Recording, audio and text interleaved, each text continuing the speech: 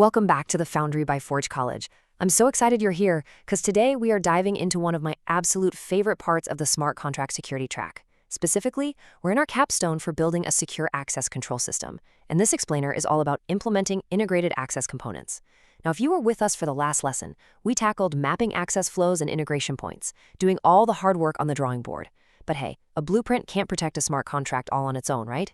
We got to build the concrete, secure Solidity components that actually enforce those rules. So grab your hard hats, maybe some safety goggles, because we're officially transitioning from architects to hands-on engineers. Let's get into it. Here is the schematic for today's build. We're going to cover moving from blueprints to smart contracts, building our 3 core access primitives, coding the Solidity guards, putting everything to the test, and finally locking down our traceability and inspection. All right, section 1, blueprints to smart contracts. This is where theory finally meets reality. You know, there's a really stark contrast between our abstract designs and the verifiable artifacts we actually need.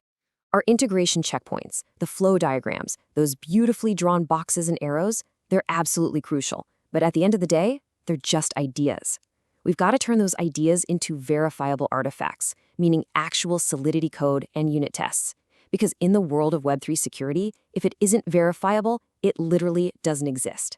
We need real enforcement code that executes, tests that prove the flows work, and comments linking it all together. That's how we actually prove our system is impenetrable. Moving right along to section 2, 3 core access primitives. Let's see how this builds out our toolkit. To really lock down our smart contract system, we're going to construct 3 specific, highly composable gadgets. Gadget number 1 is the roll guard. I like to think of the roll guard as our, angry bouncer standing outside a highly exclusive club with a VIP list. In Solidity, this usually looks like an onlyRole modifier along with a mapping that tracks exactly who has what role. So, if a user tries to fire off a sensitive function like minting new tokens, the roll guard checks the list. And if that address doesn't hold the explicit admin role, no way. They are swiftly and aggressively rejected at the door. Absolutely no velvet rope for them. Next up, we have the delegation guard, which handles a slightly trickier scenario. Imagine you want your friend to pick up a package for you. They'd need a proxy authorization slip, right?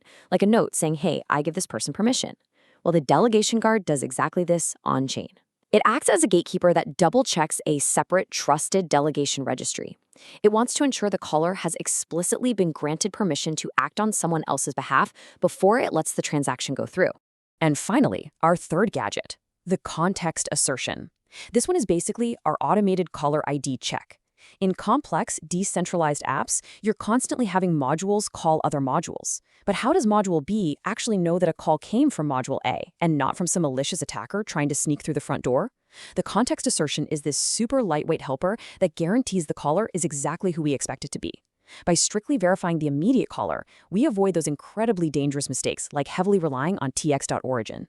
Okay, section 3, coding the Solidity guards. Let's actually solder these pieces together in Solidity and map them right back to our blueprints. Notice how every single primitive we code here maps directly to a specific integration checkpoint from our design phase. For instance, the role-based guard maps straight to checkpoint CP role 001. The delegation guard, that maps to CP del J 001. And each of these pairings has a distinct, singular testing goal.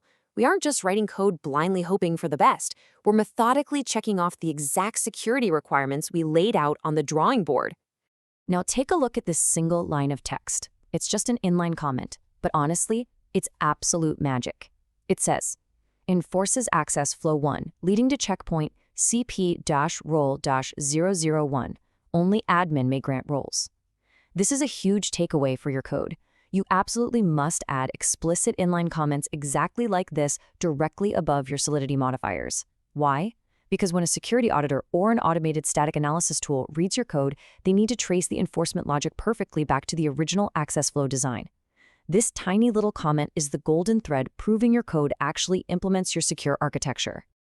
All right, section 4, putting it to the test. With our gadgets assembled and fully commented, it's time to put them in the wind tunnel and see how much pressure they can really take.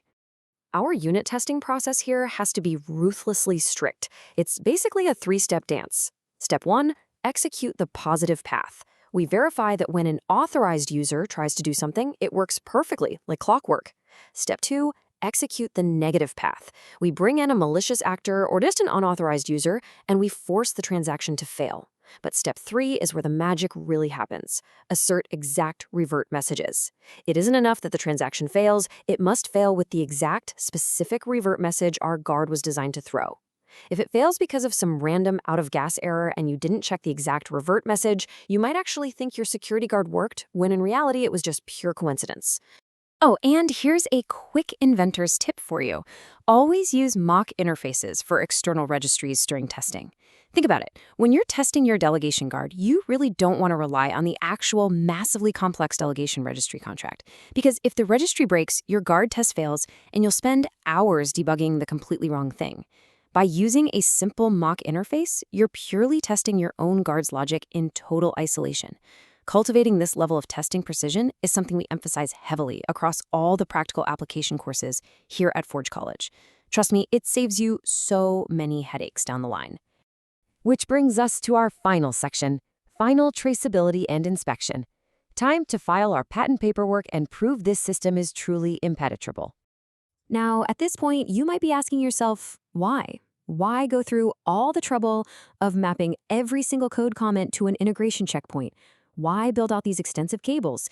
Isn't writing secure code, enough? Well, the answer is simple, because this is what a successful, professional-grade Web3 build actually looks like. When all your unit tests pass with exact revert assertions, when every single enforcement point has a mapped inline comment, and when you have a fully completed integration table linking your Solidity files to your design checkpoints, you completely eliminate ambiguity. You aren't just crossing your fingers and saying your code is secure, you're providing the exact verifiable artifacts needed for automated static analysis. Tools can parse your comments, check your checkpoints, and mathematically verify your security posture. So there you have it. We've successfully turned abstract theory into testable reality, building our role guards, our delegation guards, and our context assertions. But the real question to leave you with today is, are your concrete components actually ready to survive the automated static analysis phase? Because that is the absolute ultimate test of your blueprints.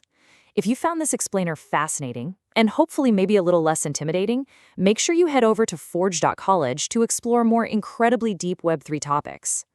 Thank you so much for joining me in the workshop today. Keep building securely, and I'll catch you in the next explainer.